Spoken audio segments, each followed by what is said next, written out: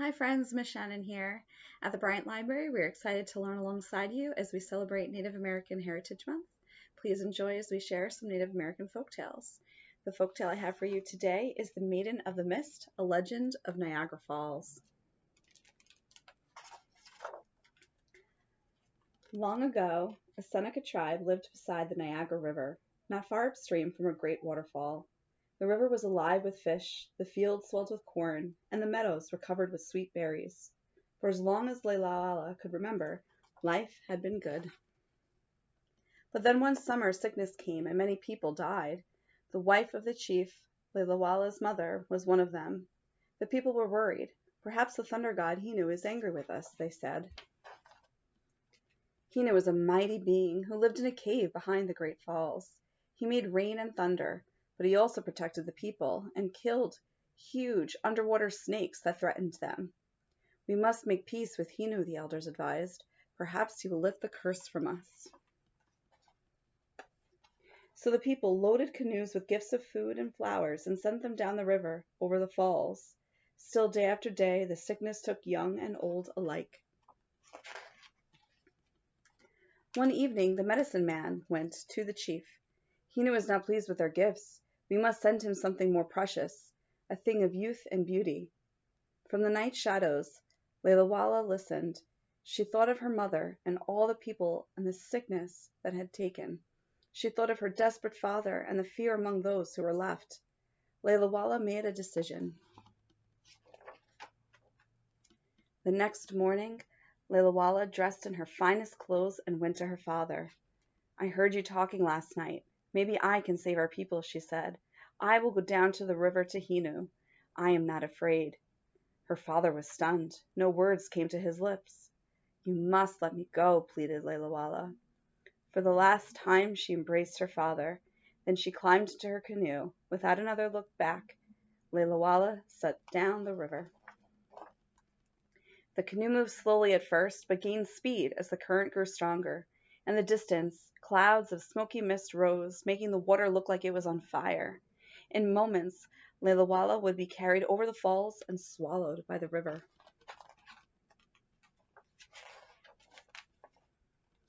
The thunder from the falls sounded like thousands of deer pounding the ground.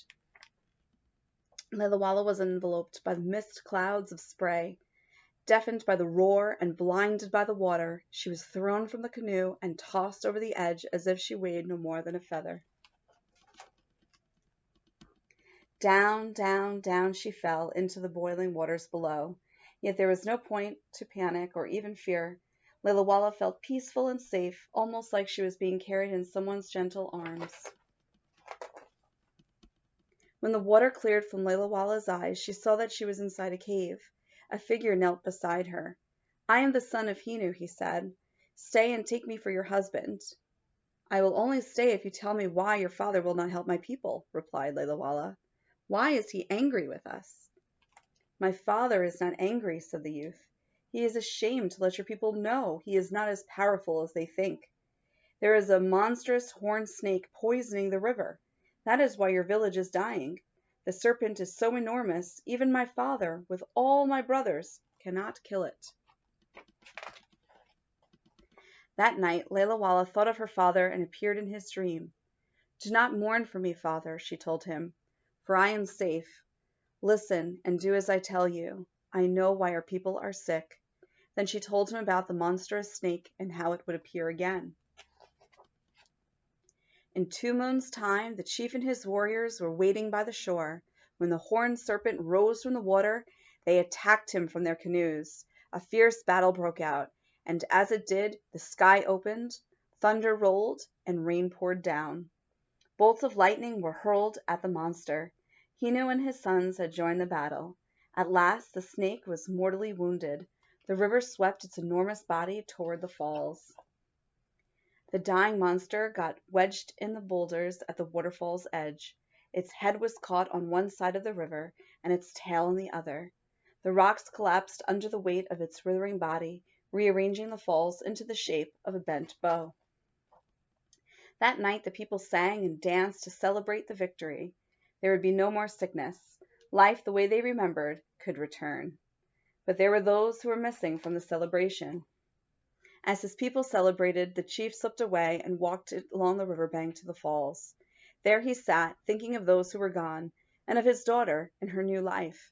He listened for her voice and the roar of the water, and he heard it. Even today, if you happen to stand by Niagara Falls, listen carefully. You may just hear Laila and her children calling to each other behind the curtain of water that hides their home. Again, that's the story of the Maiden of the Mist, a legend of Niagara Falls.